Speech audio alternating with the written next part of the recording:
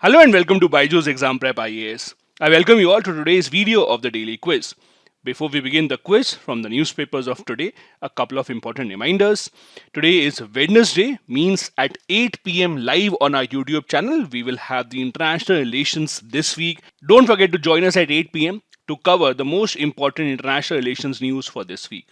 Also, I hope that you are now a part of our Telegram channel to get all the latest current affairs updates about the UPSC examination.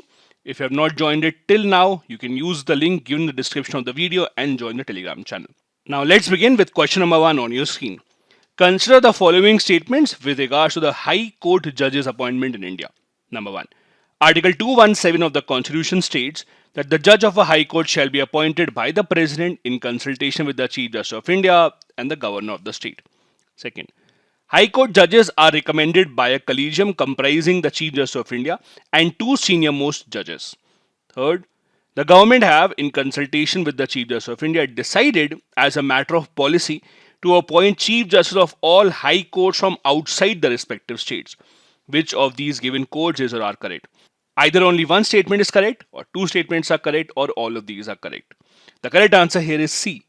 All the three given statements with respect to the appointment of the High Court judges in India are correct. Article 217 states that they shall be appointed by the President of India in consultation with the Chief Justice of India and the Governor of the state. The collegium that gives a recommendation comprises of the Chief Justice of India and two senior most judges of the Supreme Court, while the third statement is also correct. The reason why we are discussing this question is because the Supreme Court collegium has recommended elevation of Justice Dipankar Datta, the Chief Justice of the Bombay High Court, as a Supreme Court judge now. The decision was taken at the meeting of the collegium, which was headed by the Chief Justice of India. Next, question number 2. Consider the following statements with respect to the Dadasaheb Phalke Award. Number 1. Dadasaheb Phalke Award was introduced by the government in 1969 and it was first awarded to Devika Rani, the First Lady of Indian cinema.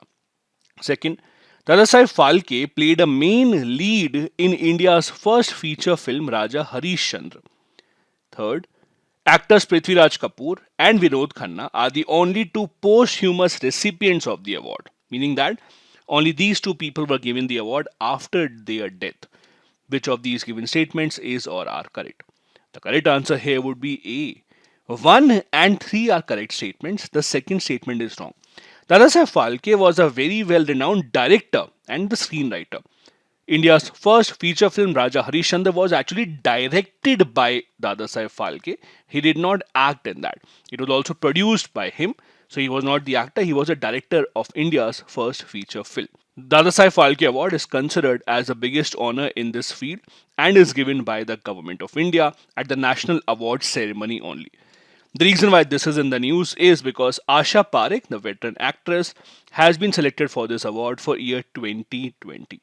Since this is an award given by the Government of India, the announcement was made by Information and Broadcasting Ministry. That is, the Dadasaheb Phalke selection jury has decided to recognize and award Asha Parekh ji for her lifetime contribution to the Indian cinema. As the name suggests, this is given for lifetime contribution in the Indian cinema. In 1992, she was also awarded the Padma Shri, which is India's fourth highest civilian honor. The jury that decided on the actor's name consisted of Asha Bhosle, Hema Malini, Poonam Dhillon, T.S. Nagabharana and Udit Narayan. Next, question number 3. Consider the following statements with respect to the forest in India. Number 1. In India, entry into forest is governed by two laws, the Forest Acts 1927 and the Wildlife Protection Act of 1972. Second, the Wildlife Protection Act empowers the chief wildlife warden of a state to frame laws for tourists entering protected areas, sanctuaries and national parks.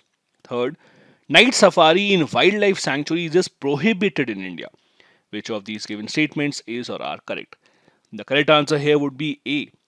1 and 2 are correct. The third statement is wrong because there is no law in India that prohibits the concept of night safari. Night safari, in fact, has become extremely famous in many nations outside India, including in Africa, America, and Europe as well. The reason why this is in the news is because Assam Chief Minister was in a recent controversy where he actually undertook a night safari with Sadhguru Jaggi Vasudev in the Kaziranga National Park. When questioned, he said that no law in the country prohibits night safari to be taken up. Although the environmental activists have said that this is not illegal, but this should not really be done also for the safety of the people who are involved here. The article tells you that entry into the forest in India is governed by these two acts, that is, the Indian Forest Act of 1927 and the Wildlife Protection Act of 1972. There are different types of policies in different nations. For example, night safaris are very famous in Africa, in nations such as Botswana, South Africa, Tanzania, Zimbabwe, Zambia, etc. In India, however, since vegetation in these kind of national parks and wildlife sanctuary is much more and the length of the trees and the plants is much higher, it is not considered as a very safe idea. Next, question number 4. Consider the following statements. Number 1. Warmer oceans make stronger storms.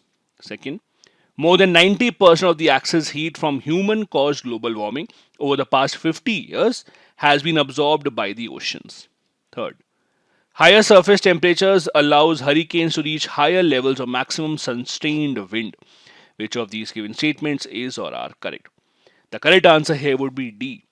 All the three given statements are actually correct. The reason why the hurricanes, the storms are becoming stronger year after year is to do with global warming as well. Because of global warming, the average temperature of the oceans is increasing. This increased temperature gives rise to more stronger storms. This is because 90% of the heat produced by humans due to global warming is actually absorbed by the oceans only. The reason why we are discussing this question is because Western Cuba was just hit by a major hurricane called Hurricane Ian, and that is why it has again brought to the news.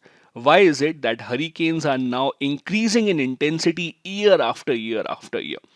The article says that as per the US National Oceanic and Atmospheric Administration, since 1901, sea surface temperatures have increased by average 0.14 degrees Fahrenheit per decade. That is why every single year you will see that the new hurricane storms coming up will become increasingly much more devastating. Next is the previous year question from 2019. In a given year in India, official poverty lines are higher in some states than in some others because, number 1, poverty rates vary from state to state. Second, price levels vary from state to state. Third, gross state product, that is the GSP, varies from state to state, or the quality of public distribution varies from state to state. The correct answer here to this tricky question is B. It is because of different price levels from state to state. Price levels also depend on the level of inflation in a respective state, and that is why the correct answer here is B. The poverty line depends on the income of the population of a respective state. That income would also be impacted by the inflation in that state.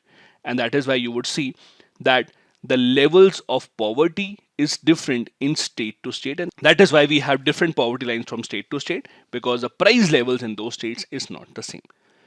Next, we have a fact of the day, and today we'll be discussing what an extremely ambitious project, that is to create an encyclopedic Sanskrit dictionary at Pune's Deccan College. This gigantic project actually has been going on since 1948 and no one knows when exactly would the project be completed. This is a project which now contains 20 lakh words and now has become the largest dictionary in the world in any language. The project in 1948 was started by linguistic and Sanskrit professor S.M. Katre, who was the founder of India's oldest department of modern linguistics in Deccan College. Since then, it has involved a lot of different types of scholars in the Sanskrit language and those who have been eager to add to this dictionary. Thousands of books have been read through and many words have been taken out from those to actually add in this dictionary. Words from the Vedas, words from other ancient mythological texts, most of those have now been included in this dictionary. Right now, the dictionary has 35 volumes and the 36th volume is also now on the way. This is, as I said, a combined effort of thousands of those who are interested in taking forward the legacy of the Sanskrit language. The first volume was only published in 1976, and since then, 34 more volumes have come up. This is, as I said, an ongoing project, and there is no completion date of this project as of now. This is it for today's daily quiz video. Thank you so much for watching.